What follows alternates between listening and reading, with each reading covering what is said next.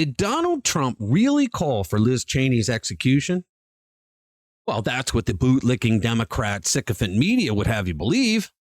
In reality, Trump's pointed comments reveal a bold critique on war-happy politicians, but it's a far cry from a literal threat.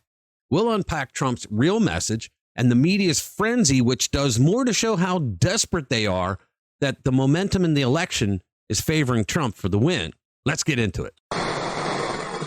Hey guys, welcome back to the channel. Now please subscribe, hit that notification bell, and smack that like button.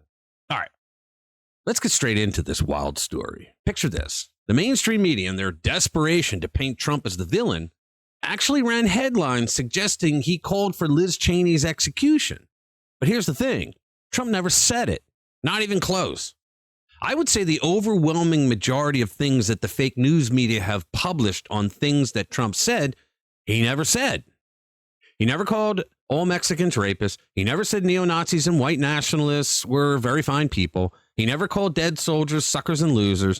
And he never said that he would grab women by the you-know-what. No, he actually never said he did that. Go listen to it again.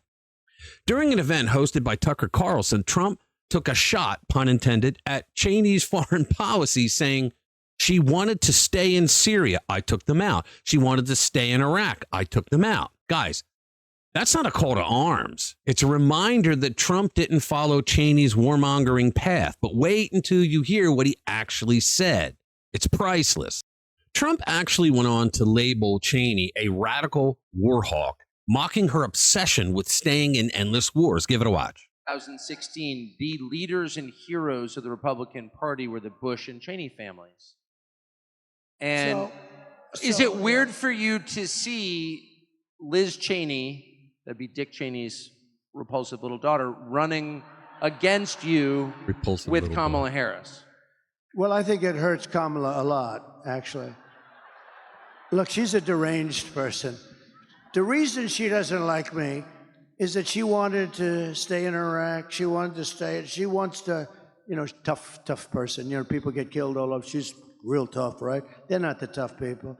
Don't forget, I went against her, and in her state, which is a great, beautiful state, she lost for Congress with the highest number in history. Like there has never been almost a congressperson that lost by almost 40 points. And the reason is because if they were ever in that situation, they'd quit.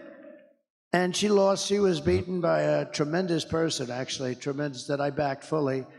But the reason she couldn't stand me is that she always wanted to go to war with people. I don't want to go to war. She wanted to stay in Syria. I took them out. She wanted to stay in Iraq. I took them out.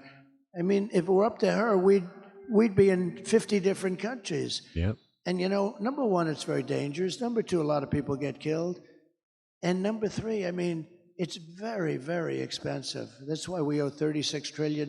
We go, it used to be you go to war to the victor belong the spoils, right? In other words, if you beat a country, you own that country, you take the oil, we go to war, we bomb the crap out of it, and then we leave. It's almost like, what are we doing? What's going on? Right. But his daughter is a very dumb individual, very dumb. She's a radical war hawk. Let's put her with a rifle standing there with 9 barrels shooting at her, okay? Let's see how she feels about it. When the guns are trained on her face.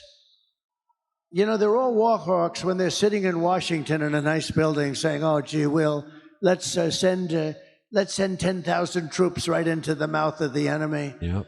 But she's a stupid person. And I used to I'd have meetings with a lot of people, and she always wanted to go to war with people. So whether it's her, whether it's Dick, I was surprised a little bit with Dick Cheney. I didn't know him at all.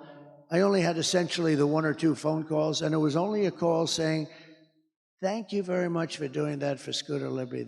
So there you have it, guys. The left lost their minds over this. And the whole thing was a lie.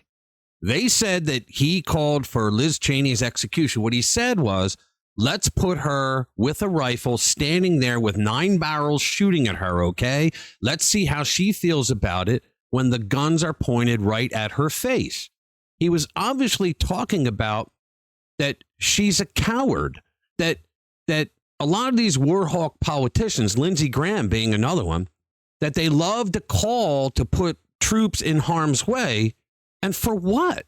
Now, anyone with common sense would recognize that it was sarcasm, a comment on Cheney's love for sending soldiers into war zones. But the media, they jumped on it like a pack of hyenas, and it's all because they want to do everything and anything they can to hurt Trump for this coming Tuesday. And folks, here's where it gets interesting. MSNBC, the Drudge Report, which used to be a conservative aggregate site, and now it's just a left-wing radical lunatic site, CNN, they all went nuts. CNN's Casey Hunt even suggested Trump was calling for Cheney to be fired upon. And Reuters, they went full dramatic mode, headlining it as Trump suggests Liz Cheney should face firing squad for her foreign policy stance.